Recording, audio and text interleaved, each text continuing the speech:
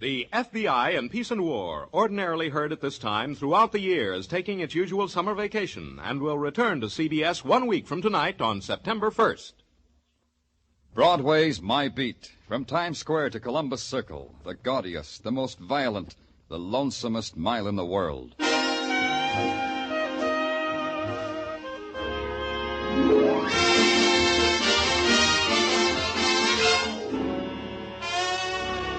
Broadway's My Beat, with Larry Thor as Detective Danny Clover.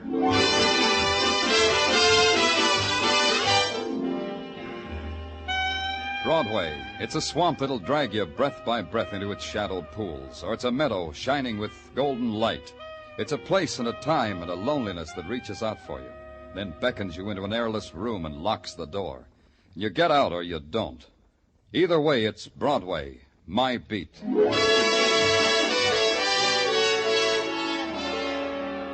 A man dies in silence and in dark, and the city sets up a shrieking clamor, and you're part of it. You ride a scream through the crowded, heat-heavy streets, and then you hit a dead end. And it's a building, and a room at the top of the building, and it's a man lying in the center of the room while other men take notes on the history of his dying. All right, Joe, get one from this angle, huh? Yeah, hold the light while I focus, will you? Hiya, Danny. Okay, that's good. Got it. Now get a shot of all that food. Oh, what a banquet this guy laid out for himself. Danny, come over here. This'll interest you. It never interests me, Doc. What have you got? Val Dane, the novelist. Ever read any of his stuff? No. Neither do I. The wife does, though. Says she's mad about him. But she went mad over Rebecca of Sunnybrook Farm. Well, let's have tea some other time, huh, Doc? Tell me about Dane. Yeah, well... Hey, first tell him about me, huh, Doc? Tell him about me. Oh, yeah. Danny, this is Clem Picasso. Yeah, that's who I am. Picasso. Picasso? Haven't I heard your name someplace? Sure you have. Clem Picasso, the painter. I paint flagpoles. That's where it was. You were painting a portrait of a flagpole for Dane, is that it? No, you don't understand. I'm the real article. Let me tell you about me. Yeah. If it wasn't for me, you guys wouldn't even know Dane was dead. Tell me more about yourself. Well, I was painting a flagpole on top of this building, see? All of a sudden came a gust of wind. I grabbed hold of the pole, dropped my pail of paint right through that skylight there, see? I look for spilled paint. I find a dead man. That is the experience that happened today to Clem Picasso, flagpole painter. Unforgettable. It'll live in my memory, too. You got anything to add to that, Doc? Only this, Danny. This room is a fortress. Dane must have built it on top of his penthouse for a retreat. It's ventilated by an air conditioning system. The only source of outside light is that skylight, and that's at least 30 feet from the floor. Mm-hmm. There's no phone, and the room was locked and bolted from the outside. Dane couldn't get out. This place is bare. No writing materials, nothing. Yeah, like a tomb. Maybe he needed this kind of atmosphere to think. Maybe. All the boys found when they broke in here was Dane and that table, loaded with food, all jarred. Fruits, chicken, all sorts of good things to eat. What's the matter, Doc? You hungry? Just tell me how Dane died. He died of starvation, Danny. Huh? Yeah, all that food, and he died of starvation. Curious man, this Val Dane. Huh, Danny? I could have dropped it right there. Val Dane, I told myself, had committed suicide by starving himself to death, thereby obtaining new material for his next novel. That's what I told myself. That's how much sense it made. That's why I couldn't drop it. In New York, hardly anybody dies in a vacuum. A man as famous as Val Dane never does. There has to be a close friend or relative to break the news to, and in a case like this, to question. It wasn't tough to find out that Val Dane had a wife, now divorced, and a city directory said she lived on West 79th Street. It was apartment 105. As simple as that.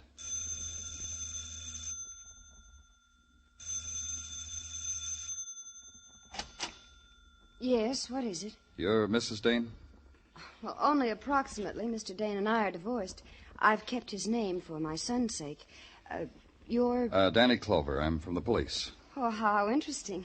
We've never had a caller here from the police. Won't you come in? Thank you. I do hope you'll stay until Jimmy comes home. Jimmy is my son, Mr. Clover. I'm sure he'd love to hear the experiences you'd have to tell him. In here, the living room.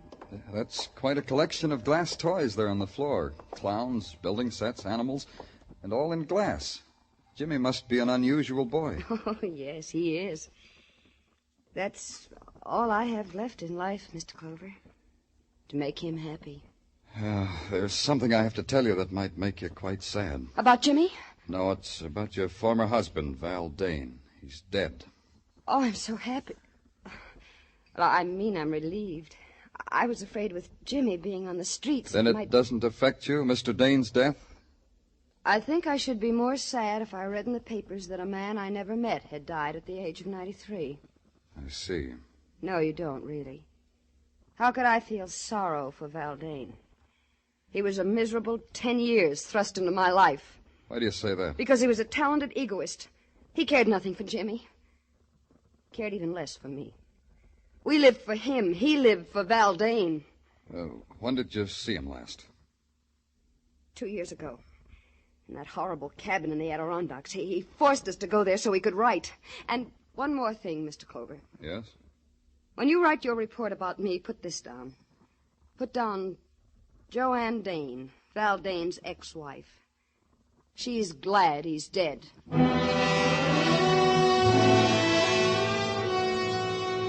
I didn't bother to tell Joanne Dane that her former husband had starved to death. I had a feeling she would have enjoyed that too much, and death doesn't need laughing at. But when I hit Broadway again, death was screaming at me in big black letters. Val Dane had become public property for a nickel a copy. You got the funny papers, too. I called headquarters and asked Sergeant Tartaglia if anything new had turned up. Something new had. Get back to your office right away, the sergeant said. There's a guy wants to see you. He's hysterical. The sergeant wasn't kidding. Something in my office makes you laugh like that? The pollen, maybe? I can't help it. It's rich. It's the richest one I've ever heard. Okay, come out of it. Who are you? My name's Brooks, Lyle Brooks. Lyle Brooks, huh? Tell me gently, what's so rich? Oh, if I think of it again, Lieutenant, I shall roll on your floor in continued convulsions of hilarity. And think of something real sad, like a right to the jaw, and tell me what's on your mind. Why, Val Dane starved to death. Don't you think that's funny? No? Well, I think it's funny. What tickles you about a man's death, Brooks? About Val's death? He was such a pig, and he starved to death. Well, that, Lieutenant, is humor. Category ironic humor. What's your interest in Val Dane's death? I'm his ghost. Ghost, huh? Tartaglia. Yeah, Daddy. Now, what do you want? Book this guy for impersonating a human. Hey, that's a serious... Right now, Tartaglia, book him. Well, sure. For impersonating a human, huh? Come on, you. Policemen have a sense of jest, too, I see. Come on, you. So I'll explain. I am Val Dane's ghost. You're doing it again, Brooks. His ghost writer. I did much of the writing which is credited to our so literary Mr. Dane. That's why I came to give myself up. Give yourself up, huh? Did you have anything to do with his dying? Assuredly not. But you might think so. I hated him. Val Dane cheated me time and again. But this time was the biggest cheat of all. What's he talking about, Danny? I'm talking about The Great Fake, Val Dane's latest book. I wrote at least half of it, you know. Got no credit. Val said I would get credit. What are you trying to tell us? Just this. If Val Dane met with foul play in any way, I should head your list of suspects. Me and Cynthia, of course. We mustn't forget Cynthia. Oh, we can't forget her. Cynthia who? Cynthia Troy. Why, everybody knows she's the woman in The Great Fake. Heavens. Do you mean to say you haven't read the book, Mr. Clover? Mr. Clover hadn't, but Mr. Clover did. The Great Fake, new novel by Val Dane, available at your favorite bookstore, $3 the copy. I bought it, noted it carefully on my expense account, and went home and curled up with $3 worth of vitriol. Because that's what the novel was. A book of hate, a sneering book, a book without humor. There wasn't a person in it, only caricatures dipped in acid. And the leading woman of the novel had been dipped deepest of all. It tweaked me. The next morning, I just had to see her. I'd been expecting a call from the police, Mr. Clover. Drink? No, thanks, Miss Troy. Then you won't mind if I do. No. I realize it's before noon, but then I haven't had my breakfast yet. You sure you won't have a drink? Yeah, I'm sure. Just why had you been expecting a call from the police, Miss Troy? Because I have no doubt about your intelligence.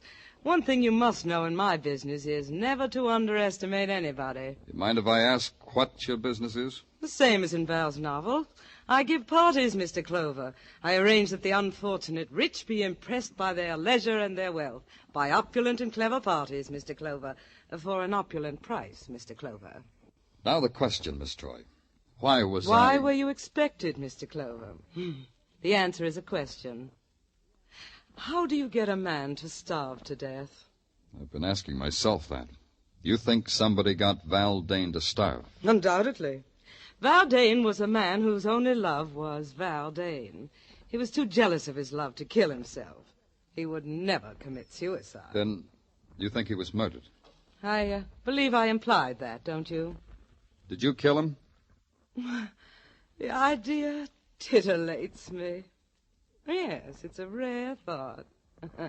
Ask me that again, Mr. Clover. Look, Miss Troy, the social graces aren't one of my, social graces. In your circle, how do you tell a lady to quit stalling? By telling her. Then let's quit stalling, huh? Very well. You've read Val's novel, yes? It made a fool of me, didn't it? Is that why you killed him? Locked him in that room and starved him to death? I should like to have done that, Mr. Clover. The idea... Yeah, I know. It titillates you. You've started a train of thought, Mr. Clover. I should like to have locked him in that room and spent days of ecstatic joy watching Val Dane starve. I went back to the clean, almost domestic air of the police laboratory and waited while the lab boys checked and rechecked the coroner's report. No matter how you shook it, it came out that Val Dane had died of starvation. Then it caught up with me what Cynthia Troy had said. It would have given her days of ecstatic joy to watch Dane starve. There was only one place anyone could have done that. That was from the roof and through the skylight of Dane's death room. I took a uniformed officer with me because maybe that kind of ecstasy leaves a clue. Danny, I've been over every inch of this roof. There ain't a particle of it that ain't intimate and familiar to me. I'm also sick of the sight of it under my nose. Okay, officer. You can get up off your hands and knees now. Thanks, Danny. You know, Danny, maybe it'd help if you told me what it is we're looking for. I don't know. Threaded cloth, a cigarette butt, the smell of hate. The smell... Huh? Hey, Danny, you dizzy from the altitude or something? No. You can go now, officer. I won't need you anymore. Okay. Hey, you know, it's kind of pretty up here. Huh. All the lights of the city. Gee, that reminds me. I think I'll take my wife to the top of the Empire State Building. It'll be like a second honeymoon. Well, so long, Danny. Don't stay too long in the night air. Yeah. There has to be something.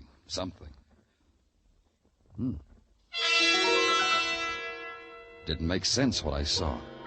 A piece of Scotch tape stuck to one of the panes of the skylight. I leaned down to examine it. And then there was something that did make sense. The sound of someone moving toward me. And then I whipped out my gun and ducked behind the jut of the skylight. And then it found me.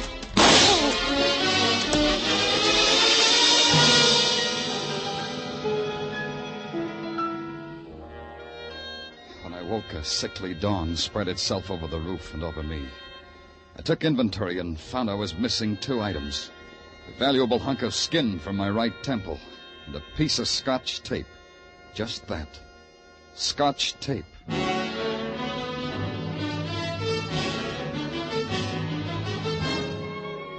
You are listening to Broadway's My Beat with Larry Thor as Detective Danny Clover.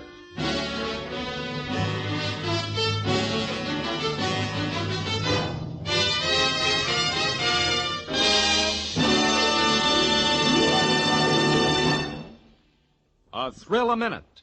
High-tension suspense from the word go. Dramatic excitement that builds and builds until it explodes in a smashing climax. That's Inner Sanctum, the great mystery show that's another of CBS top-notch Monday night programs. You'll find Inner Sanctum one of the most entertaining spots on your Monday night listening schedule. And remember, Lux Radio Theater returns next Monday, August 29th, for its 15th year of great dramatic presentations.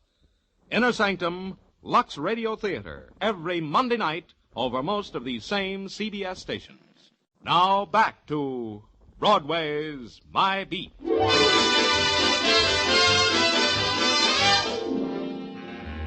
Morning on Broadway is like any other August morning on 1,000 other main drags. People are caught up in a salary to be earned, baseball scores, and the heat. You keep moving and do the best you can.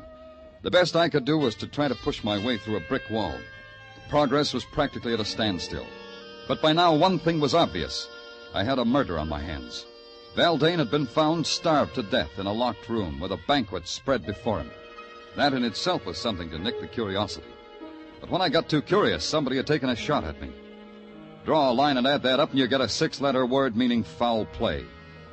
At headquarters, after I had my head bandaged, Sergeant Tartaglia was terse and intelligent about the whole thing. I can't figure it, Danny. Now, don't try, Tartaglia. If you could figure it, you'd become invaluable to the department. You'd never get your pension. Did you get what I told you to? Yeah, one piece of frosted glass, just like you said. Thanks. Where'd you get it? Now, Danny, where would you get a piece of frosted glass at police headquarters? Out of the men's powder room. You better hurry up with it. Yeah. Now, we'll tear off a piece of Scotch tape. Now, we'll paste it over the glass like this. What are you doing, Danny? Pasting Scotch tape on frosted glass. It's the latest craze. Now we hold it up to the light. Look through it, Tartaglia. Get up close and look through it. Hey, you can see right through it. The part of the glass with the Scotch tape on it, you can see right through. Hey, that's a neat trick, Danny. It's also a clue, Sergeant. The skylight to Val Dane's retreat was frosted glass. Somebody stuck that missing piece of tape on the glass so they could watch Val Dane die. Uh-huh. Tartaglia, suppose you were locked in a room loaded with food and you were starving to death. What would you do? I'd eat the food. Unless what, Tartaglia? Unless nothing, Danny. I'd eat the food. Unless what, Tartaglia? Danny, I said I'd eat the food unless it was poison, Danny. You're so right. Tartaglia, I want all the food found in Val Dane's room transferred to the technical lab right away. I want every piece of it analyzed for poison. I want the analysis on my desk as soon as possible. Right. Now, wait a minute. Yeah. Danny Clover speaking. Plainclothes Meshikov, sir, assigned to follow Cynthia Troy. Oh, okay, Meshikov. What do you got? At 9 a.m. this morning, Cynthia Troy entered the Fifth Avenue apartment of one Michael Green. Who? Cream. Michael Cream. C-R-E-A-M. Cream. You know, like in cream. So I took a plant in the hall. At 9:15, I heard loud voices, which at 9:20 become a heated argument. Who's this Merkel Cream? Oh, him I checked. He's a yogi. A yogi, huh? Oh, that's interesting. These guys go on starvation diets to get next to their souls. Thanks, Mechikov. Stick with Cynthia. Hey, Tartaglia. Yeah, Danny. Get my bed of nails. I'm calling on a yogi.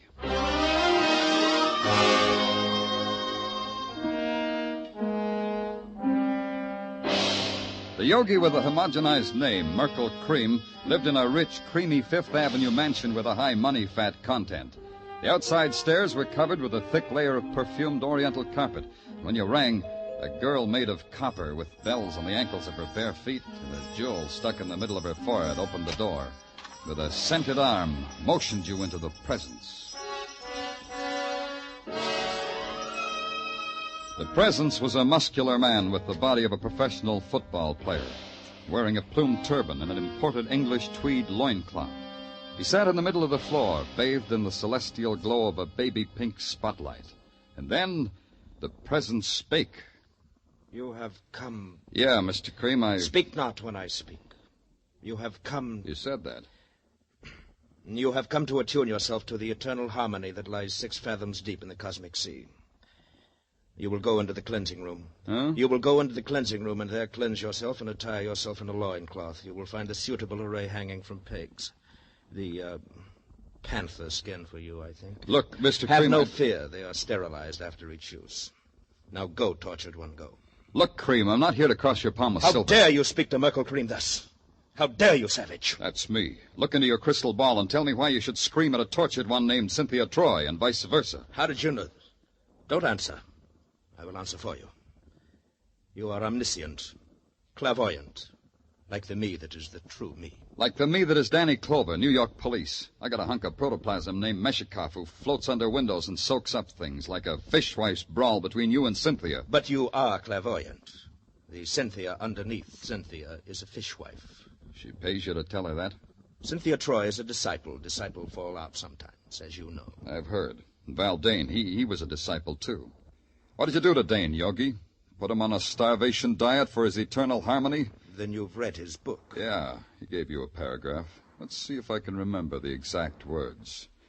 The yogi, a vicious parasite, a jeweled vampire, a stinking phony. Did I quote the exact words exactly, Yogi Cream? Dane died in a way that pleases me. He died in an agony of hunger. What does it matter if his exact words are remembered? To him or to me, what does it matter? Yeah. Get up, Cream. You're coming with me. I got a feeling you can give me better answers with your pants on. You believe that I'm a fake? You believe what Dane said of me? To put it bluntly, Cream, yeah. Sorry, but yeah. Maybe Dane killed your lush racket with his bestseller. Maybe you knew it would. Maybe you arranged for him to die. Let's go. Help me up, Mr. Clover. Yeah, cosmic harmony makes you weak. All right. You know I can't afford to go to jail. It would ruin me. Let go of me. If you move, Mr. Clover, I'll break your back as if it were a stick of wood. Let go of me. A little trick I learned from a man on Amsterdam Avenue. 10 judo lessons for $20. Worth it, don't you think? Don't you think? I got my lessons for free. Well, send them back. They're no good. Let's find out, shall we? Let's find out. Now, my way, Cream. Let's do it my way. Oh. Well, what do you know? The yogi found cosmic harmony. Has to be a phone in this dump. Yeah.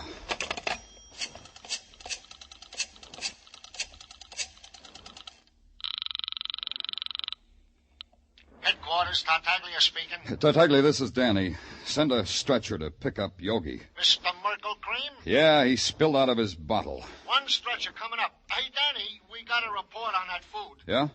Give it to me. I was about to, Danny. You know, it is very interesting. Tartaglia, if you don't talk fast, order a stretcher for yourself, too. What about that food? Well, that's what I'm telling you, so interesting. It was not poison, Danny. Valdane's food was not poison. Until the yogi was in condition to talk to me, I had to talk to myself. What kind of man was Val Dane? That was the big question, the important question. Locked in a room long enough to starve to death, and he refused to touch the food, the unpoisoned food at his fingertips. Why? What was the mentality of the man? Once, long ago, he had been human enough to marry, to have a family. Maybe that was the clue. Once somebody loved him. Maybe his ex-wife, Joanne Dane, would be calmer now. Maybe she could divorce her memory from ugliness.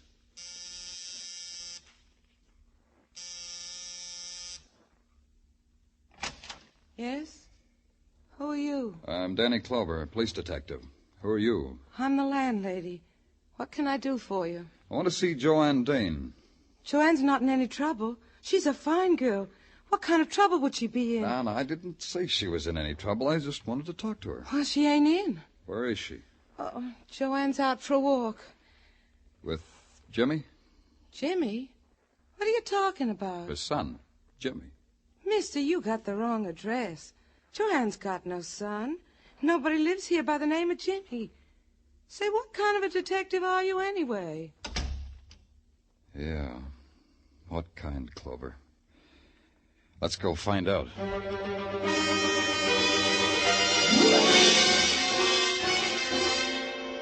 Oh, here are the vital statistics he asked for, Danny. Yeah? Hey, when are you going to take me to see South Pacific, Danny? Oh, any day now, doll. I'm just waiting for that inheritance. Oh, Danny, stop pulling my leg. Here. Know the vital statistics, Danny. Read it to me, doll, because your voice is like honey. Read it to me. Get him. James Dane, age 4, son of Val and Joanne Dane. Died June 22nd, 1947. Cause of death, accidental poisoning. Death spasms took 4 hours.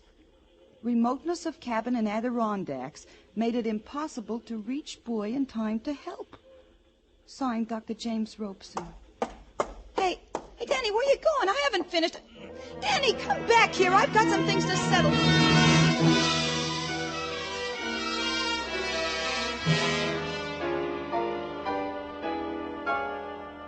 I was out when you called before, Mr. Clover. Yeah, I know.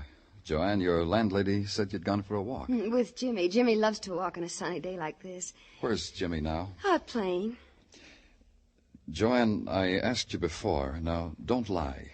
When was the last time you saw Val Dane? I won't lie. A few weeks ago, as I told you. A few weeks ago, yeah. Another question. Why did you go to see him? To ask him for money. I hated myself for it, but Jimmy needs clothes. You see, he'll be going to school this fall, and... I see. Joanne, did you take anything with you, anything that you gave to Val? Well, I don't think so. I can't remember that I did. Food?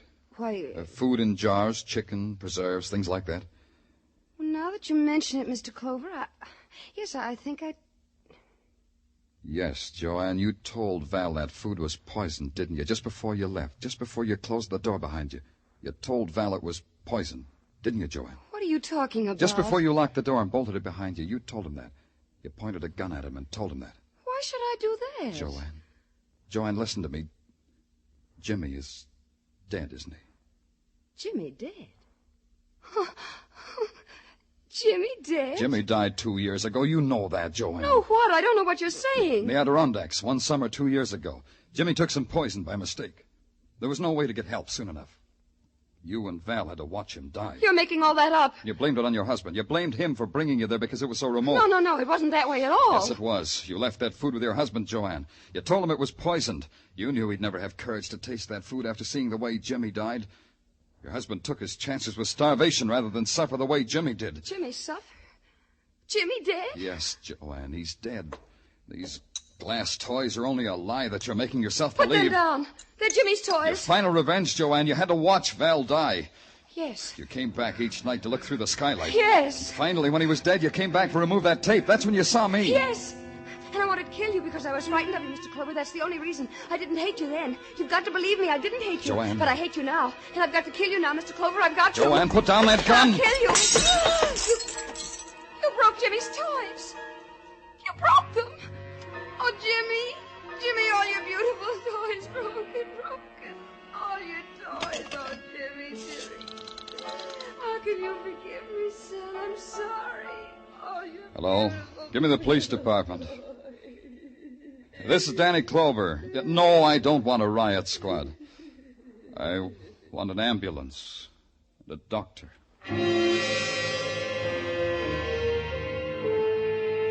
It took 15 minutes for them to come, and in that time I watched the shadow soak up the remnants of her mind. How do you tell a woman her life is done? How do you fill it in reports? How do you make statistics out of it and file it in a ledger? How do you write sorrow as a number? How? Broadway's really living now. It's got a creamy yogi back in circulation. Cynthia is throwing a marvelous party for Patrolman Mishakef. And the ghost, Lyle Brooks, he's haunting another author. Broadway's jaunty now, and it wears a chip on its shoulder. It's flexing its muscles and daring the nighttime. And before it's over, it'll tear itself apart and laugh at its own agony. It's Broadway, the gaudiest, the most violent, the lonesomest mile in the world. Broadway, my beat.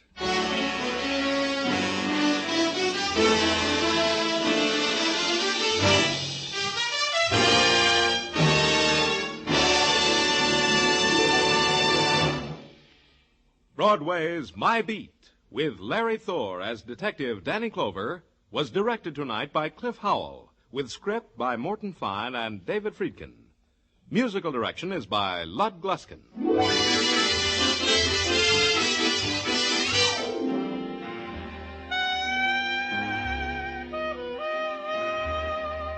That man is coming back again. Yes, Arthur Godfrey is returning from his vacation, and he'll be helping some promising young performers up the ladder of success when Arthur Godfrey's Talent Scouts return to the air next Monday night over most of these same CBS network stations.